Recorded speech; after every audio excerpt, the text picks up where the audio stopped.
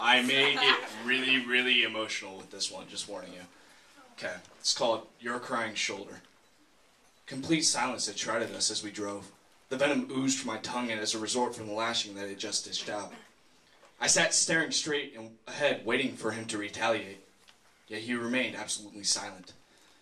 How could he leave me like that? I was supposed to be his son, yet he left me there. Wasn't I good enough? I couldn't contain my anger anymore. I had to let him know how I felt. Now that I couldn't even look at him. I was afraid I would discover him staring at me with pure hatred and disgust. At last, my agony ended as the car stopped. He had taken me home. Hesitantly, I got out of my father's car. As I turned to close the door, I witnessed him exiting his.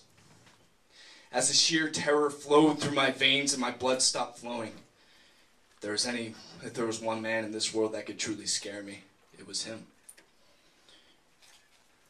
But when he stood in front of me and looked at me, I didn't see the usual stare down. In its place was a look I had never seen before. His lips trembled and a single tear grew in his eye. I thought perhaps it was the streetlight reflecting off his glasses. Then the tear rolled down his cheek. His hands trembling and shaky, he reached out to me and hugged me. My body shook.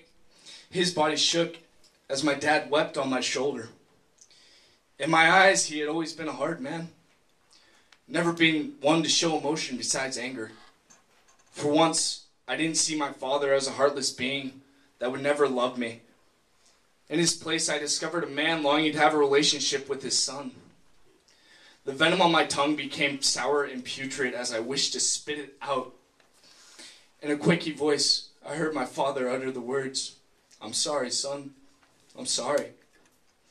I held my dad like a baby as he wept on my shoulder. No words would form from my dry lips. My own tears began to flow hot down my cheeks. All those years of not being good enough for him, all those times I hated him, seemed to just melt away. Only the light of the street lamps showed us any warmth as we wept together. I heard my own strained voice, "It's okay, Dad.